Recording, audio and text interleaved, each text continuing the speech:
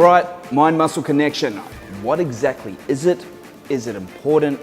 Do you need to worry about it if your goal is lean muscle development? And if so, how do you improve it? All right, first, straight off the bat, starting out training way back, well before I did all my studies, before all my years of experience, I remember the first time I heard about mind-muscle connection. And I'll be honest, that very first time I thought it was some gym myth, some Jedi gym mind trick. But fast forward now, I would now say that mind-muscle connection is one, if not the most important aspect of effective training. So first of all, what is it? Well, as you know, movement is controlled by the brain.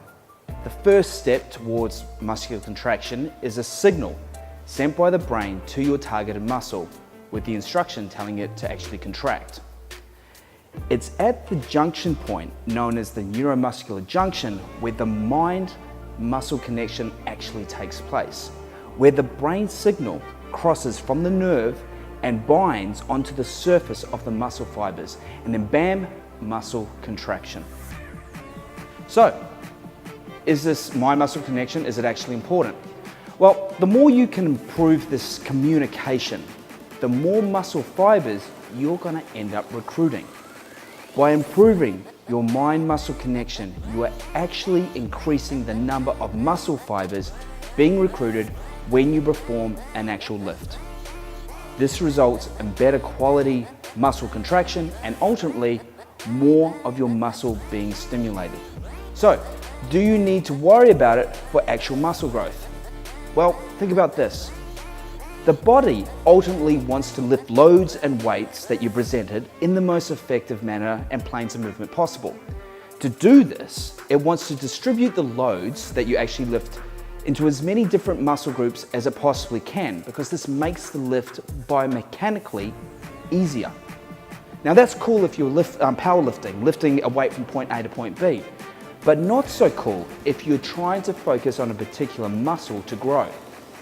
If you can establish a strong mind-muscle connection with all of your individual targeted muscles, you'll be able to recruit and fire them more effectively in each appropriate lift, meaning more stimulus and ultimately more growth exactly where you want it. So, how do we improve it? Couple of points. First thing, drop the ego. It's not all about lifting huge amounts of weight. It's about feeling the contraction with every lift. How do we do this? Try slow down the movement. Actually feel every inch of the contraction.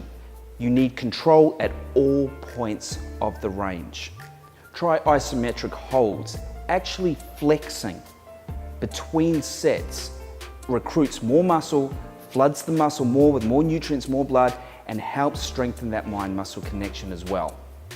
And if it's a really hard muscle for you to actually tap into, before you even start your training session, try a preload. Pump the muscle up. Do a number of sets that are high reps to fill the blood, establish a pump. That in turn will strengthen the mind-muscle connection. The take-home point here, guys, is mind-muscle connection should be of priority above the amount of weight you lift. All right, until next time, we're out.